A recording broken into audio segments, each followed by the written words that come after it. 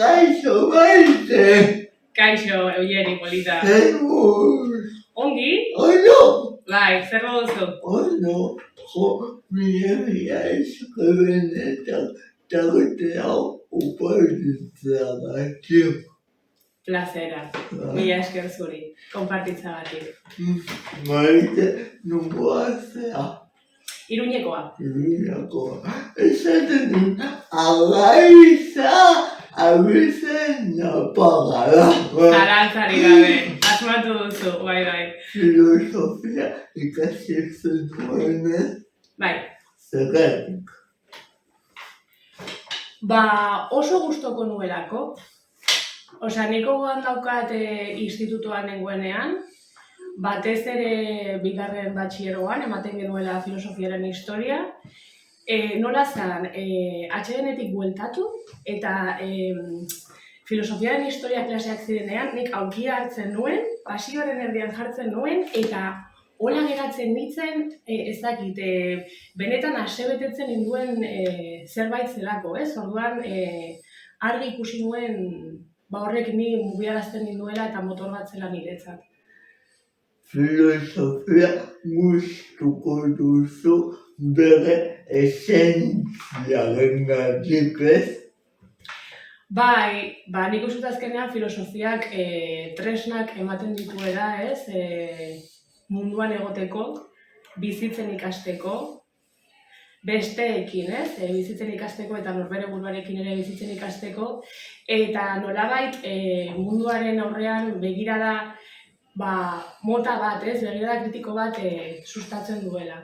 Eta hori da nik gehien balioan jartzen duena. Aipatu duzu institutuko esperientzia hori, baina bego behin unibertsitatera edota gauza pila bat deskubrituko zenituen egualendik jogatu gabe zenituenak, ez? Zalantzari gabe, bai.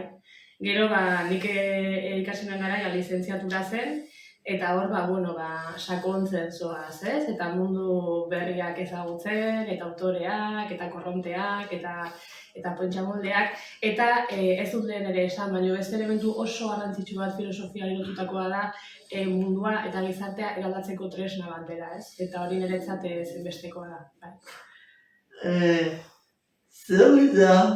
Zein da igual filosofia esparrutik gehien atentzioa dutzen duzun kontzeptua edo gauza edo eremua? Eskerrik asko galera egitearren. Nik lizentziaturan zehar ez, baina gero ja tesia hasi baino lehen argi neukan filosofia feministan bine nuela karrera, ez? Eta esparru hori gustatzen zait biziki eta interesgarria iruditzen zait biziki, alde batetik emakume bezala kontzeptualizatua izan naizelako, ez? Beste alde batetik gaurkotasun handiko esparrua delako esan nahi baita gaur egun gizartea aldatzeko ezinbestekotzat ikusten dudalako, ez? Gizartea eta buruak ere bai, ez? Begiratzeko modua, gauzak eraikitzeko modua, ez bakarrik kritikatu baizik eta baita eraiki, ez? Eta beste alde batetik ere iruditzen zaidalako badagoela zor historiko bat, ez? Eta baita gaur egun ere emakumeek eta gorputz eta subjektu ezbitarrek edo ez hegemonikoek sortzen duten pentsamenduarekin, ez? Eta autua egitea ere bada gorputz eta subjektu horiek balioan jartzea. Filosofiako ikasketetan aurrera joan nada, karrera bukaituko zenu, suposatzen dut zure garaian ez zegoela TFG-ik, orduan gero mastera etorriko zen, ez? Bai, hain zuzen ere hori nire garaian ez zegoen TFG-ik, baina nire kasuan behintzat nik lizentziatura bukatu nuenean atxeden bat hartu nuen, eta ez nuen karrerarekin jarraitu. Orduan, bueno, pues momentu hartan nik bizitzako beste kontu batzuk egin dituen, ez? Lanean egon nintzen, esparru desberdinetan. Bizitza bizi izan nuen, ze hori ere garrantzitsua iruditzen zait, eta gerora ja urtetxo batzuk pasata erabaki nuen, bai ez, nik honi ekin nahi niola, eta orduan masterra egin nuen, eta gero ja doktoregoan hasi nintzen, bai. Masterra egin zenu filosofiako balore eta zientzietako masterrean, ez? Bueno, nik egin nuen hezkuntza masterra. Egia da. Hezkuntza masterra egin nuen, eta gero bai ikasgairen bat egin nuen filosofia, zientzia eta balioak masterrean. Eta gero ja doktoregoa bertan, bai, programa honetan. Bai. La pregunta del millón beti egiten urana, zergatik demonia egin zenuen doktoregoa. Zergatik demonio, oso galdera ona da. Pixka bat esan dizudana, ez? Nik momentu batean lizentziatura bukatu nuen eta stop bat egin nuen, ez? Eta momentu hartan enekan argi zer egin nahi nire bizitzarekin, egia esan. Eta orduan askotan ikusten dut, benetan nortzuk garen eta benetan zer nahi dugu jakiteko, ez da ezinbestekoa eta ez da nahitaezkoa, ez? Baina nolabait batzutan esterilizazioarik eta bat egin dezakegu zentzu horretan, ez? Orduan nik urte batzuk eman dituen, ariketa hori egiten, ez? Benetan jakiteko, nik benetan zer nahi nuen. Eta askotan bizitza bada buelta bat, ez? Como una vuelta al origen, pero siempre de otra manera transformada, no? Bai, eta aldi berean ere bizitza bizi egin nuen. Ze karrera hau ere zentzu horretan oso exigentea da, ez? Eta askotan sartzen zarenean badakizu zenolako dedikazioa eman behar diozun, ez? Orduan uste dut ere bizitzan badela momentu batzuk zeintzuetan badagoen aukera gauza batzuk egiteko, eta gero ja behin erabakia eta konpromesu hartuta, badakizu horrek dedikazio eta exigentzia handia izango duela, ez? Orduan azkenean erabaki nuen doktoregoa egitea, argi neukan, ez? Honetara filosofiatik bizi nahi nuela, eta hala izan zen, bai. Oso hau eta zergatik gaueko filosofiatik bizitzea zaila da, ez? Bai, ez da erraxa. Ez. Zeren inguruan egin zenuen tesia? Bueno, nik tesian kontzeptu nagusi bat arakatzen dut, eta nolabait kontzeptu hori modu tentakular batean eraikitzen dut, eta bada teknogorputzaren kontzeptua, ez? Orduan, interesatzen zitzaidan ikustea ze teknologia motek sortzen dituzten gaur egun gorputzak, baino gorputzaren materialtasunean. Eta fokoa jarri sexu generoan, ez? Orduan, hor aurkitu nun hormonak badirela teknologia nagusi bat zentzu horretan, baina baita ere gaur egun xenoestrogenoak eta zentzu zabalo batean disruptore endokrinoak, ez?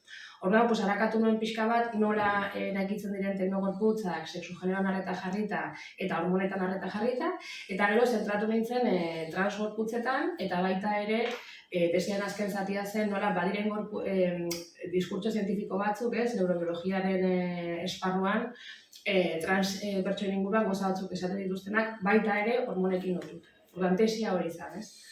Eta pozik gelditu zinen. Oso pozik gelditu nintzen, bai. Oso garrantzitsua da. Zergatik gertatu daiteke tesia gainditu, atera, baina pozik ez gelditzea, por lo que sea, edo esperientzia bateko lo que sea, ez?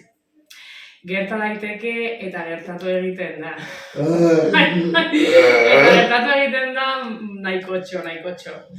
Nik uste dut ere horrelako esperientziek irakaspen handiak ekartzen dituztela, ez? Orduan naiz eta batzuetan erraxa ez izan, edo oztopoak bidean izan, gero gutxi gora bera hobeto ala okerrago hori gestionatzeko gai baldin bazara, hori indartu egiten zara eta irakaspen bat ere bada, ez. Eta gero bestaletik egia da, orain denborarekin ikusita tesiari akats infinituak ikusten dizkidala eta askotan ez dudana joe.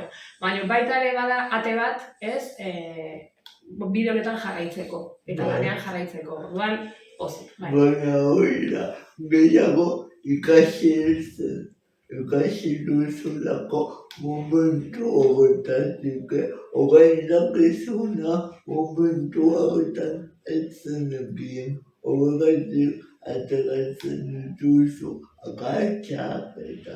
Zalantzari gabe, bai.